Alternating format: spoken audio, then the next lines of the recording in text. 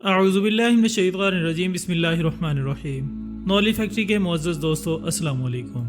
नाज़रीन इकराम, हज़रत नूह अलैहिस्सलाम की कश्ती का 400 मीटर लंबा लकड़ी का तख्ता हाल ही में ईरान से दरियाफ्त हुआ है।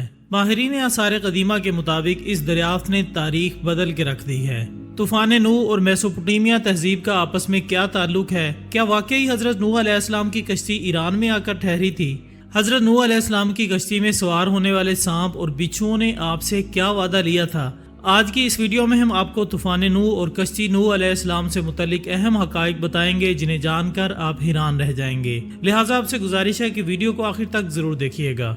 नाजरीन, तूफान नूह अपनी नोयत में इस कदर हैरत अंगेज और मुहीब था कि इसकी दास्तानें सारी दुनिया में मशहूर हैं। अहदनामा कदीम और अहदनामा जदीद में इसकी तफसीलात मुख्तलिफ अंदाज में बयान की गई हैं। बाबल की तारीखों, हिंद के रज़मियों, वेल्स, स्कैंडिनेविया, लिथुनिया, चीन और यूनान की दास्तानों में इसका जिक्र मिलता है। तहरीके मुजाहिदीन हिंद के मौलाना मोहम्मद जाफर शाह, जो कि काला पानी जेल में कैद रहे, अपनी दास्तान असीरी में लिखते हैं कि मुकामी बाशिंदों की कदीम कहानियों में तूफान नूह जैसे सैलाब का जिक्र आता है। तूफान नूह के वाक़े के इस कदर आम होने के कम अज कम 3 इम्कानात हो सकते हैं। नंबर 1, जो लोग कश्ती पर सवार थे और जिन्होंने खुद अपनी आंखों से ये मंजर देखा था, उनके जरिए ये वाक़या नस्ल दर नस्ल मुंतकिल होता रहा। नंबर 2, जो लोग पढ़ना लिखना जानते थे, उन्होंने इस वाक़े की तफसीलात लिख डाली। नंबर 3, अल्लाह ताला ने जो आसमानी किताबें नाजिल फरमाई, इनमें इस वाक़े का उसी तरह जिक्र किया गया जिस तरह कुरान मजीद में जिक्र किया गया है। बनी इसराइल में इस वाक़े का चर्चा ज्यादा इसलिए रहा कि वो उन लोगों में से हैं जिन्हें अल्लाह ताला ने नूह अलैहिस्सलाम के साथ कश्ती में सवार किया था। जैसा कि सूरह बनी इसराइल की आयत नंबर 3 से जाहिर है, उन लोगों की ज़रियत या नस्ल जिनको हमने नूह के साथ सवार किया था। नाज़रीन, कुरान करीम में तूफान नूह का वाक़या किसी दास्तान या तारीख के तौर पर बयान नहीं किया गया, बल्कि इबरत और नसीहत के लिए बयान किया गया है। और ये बताया गया है कि जब कोई कौम अल्लाह से सरकशी करने लगती है, अल्लाह के अहकामात को तस्लीम नहीं करती, अल्लाह की बागी हो जाती है और उन पर मुसलसल नसीहत का कोई असर नहीं होता, अल्लाह के रसूल को झुटलाती है और अल्लाह के रसूल का मजाक उड़ाती है, तो इसका हशर क्या हो सकता है? और इस किस्म के अंजाम से दो चार करने के लिए अल्लाह ताला बस एक हुक्म कुन फरमाता है, सब कुछ हो जाता है। कुरान करीम में इस वाक़े को हस्बे ज़रूरत कहीं इशारतन, कहीं अजमालन और कहीं तफसीलन बयान किया गया है। और हर जगह मकसूद एक ही है कि लोगों को अल्लाह के साथ सरकशी करने, अल्लाह की नाफरमानी करने और रसूलों को झुटलाने से डराया जाए और इसके दर्दनाक अंजाम से बाखबर किया जाए। इस तूफान अजीम के हवाले से माहिरीन कई सदियों से तहकीक कर रहे हैं। ज़माना कदीम में भी इस तूफ़ान की बाक़ियात मिल चुकी हैं और असर हाज़र में भी तूफ़ान नूह के हवाले से बहुत से आसार दरियाफ्त हुए हैं। 3000 बरस कबल मसीह में आने वाले इस तूफ़ान ने आनन फानन एक तहजीब को सफ़े हस्ती से मिटा दिया और वहाँ एक बिल्कुल नई तहजीब ज़हूर पजीर हुई।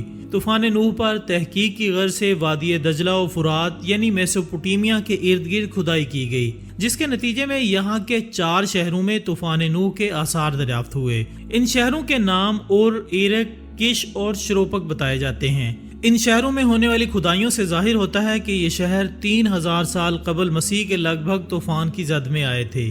उर में शाहाने उर की कब्रें दरियाफ्त हुई। एक बादशाह के मकबरे के फर्श के नीचे मिट्टी की पुख्ता तख्तियां दस्तयाब हुई, जिनकी तहरीरों से अंदाजा लगाया जा सकता है कि वो 3000 साल कबल मसीह की हैं। शरोपक शहर में होने वाली खुदाइयों में भी 3000 साल कबल मसीह के दौरान आने वाले हौलनाक सैलाब के आसार मिले हैं। सैलाब में मुतासरा हालिया दरियाफ्त शुदा शहर इरक है, जो कि शरोपक के जनूब में वाक़ है। यहाँ भी सैलाबी मिट्टी की तह मौजूद है, जिसका ताल्लुक 3000 साल कबल मसीह के दौर से है।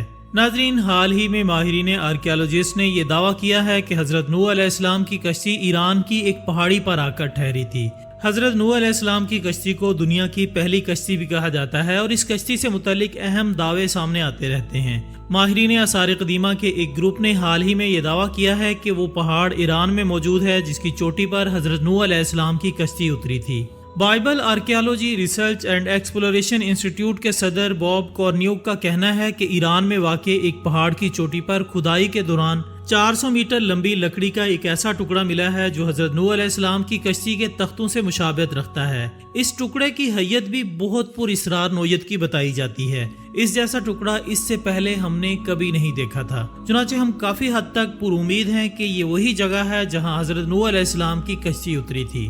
تاہم اس جگہ پر مزید کھدائی اور تحقیق کا عمل جاری ہے اور اس کے بعد ہی حتمی طور پر کچھ کہا جا سکے گا۔ دوسری جانب کچھ ماہرین کا یہ بھی کہنا ہے کہ طوفان نوح کے زمانے سے تعلق سے بہت زیادہ غلط فہمی پائی جاتی ہے، اور اس غلط فہمی کی بنیادی وجہ حضرت آدم علیہ السلام سے حضرت نوح علیہ السلام اور حضرت نوح علیہ السلام سے حضرت ابراہیم علیہ السلام کے سلسلہ نسب کا تعین ہے۔ مشہور زمانہ کتاب بائبل، قرآن اور سائنس کے مصنف مورس نے بائبل کے حوالے سے اپنی کتاب میں ایک چارٹ پیش کیا ہے، جس میں اس سلسلہ نسب کے ساتھ ساتھ ہر ایک کی حضرت آدم علیہ السلام کے ساتھ پیدائش کے حوالے سے سن پیدائش، عمریں اور سن وفات درج ہیں۔ اس چارٹ کے مطابق حضرت نوح علیہ السلام حضرت آدم علیہ السلام کی پیدائش کے 1056ویں سال پیدا ہوئے۔ بائبل ہی کی روح سے جب حضرت نوح علیہ السلام کی عمر 600 سال کی ہوئی تو طوفان کا واقعہ پیش آیا۔ اسی چارٹ کے مطابق حضرت نوح علیہ السلام اور حضرت آدم علیہ السلام کی پیدائش میں 896 سال کا فرق ہے۔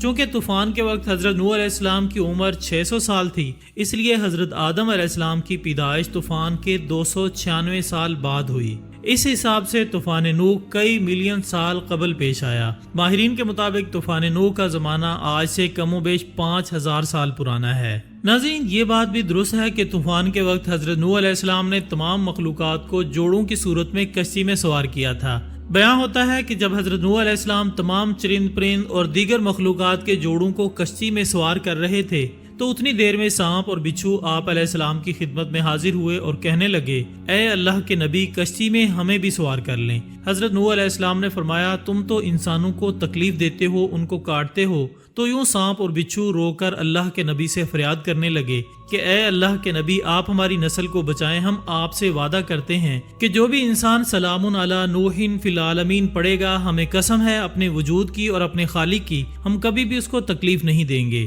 اس وعدے کے بعد اللہ کے نبی حضرت نوح علیہ السلام نے سانپ اور بچھو کے جوڑوں کو بھی کشتی میں سوار کر لیا، اور اس نجات کی کشتی میں جو انسان اور مخلوقات سوار ہوئیں سوائے ان کے سب اللہ کے عذاب کے سبب تباہ ہو گئے۔ طوفان تھمنے کے بعد اللہ تعالیٰ کے نبی حضرت نوح علیہ السلام نے زمین کو پھر سے آباد کیا، ہر مخلوق نئے سرے سے زندگی بسر کرنے لگی۔ لیکن اس آیت کو آج تک کسی نے نہیں بھلایا۔ اللہ نے قرآن مجید کی سورۃ صافات میں آیت کو محفوظ فرما دیا، اور اس کے پڑھنے پر سانپ اور بچھو انسان کو نقصان نہیں پہنچا سکتے۔ بے شک اللہ تعالیٰ نے قرآن مجید فرقان حمید میں ہر پریشانی اور بیماری اور ہر مصیبت سے علاج رکھا ہے۔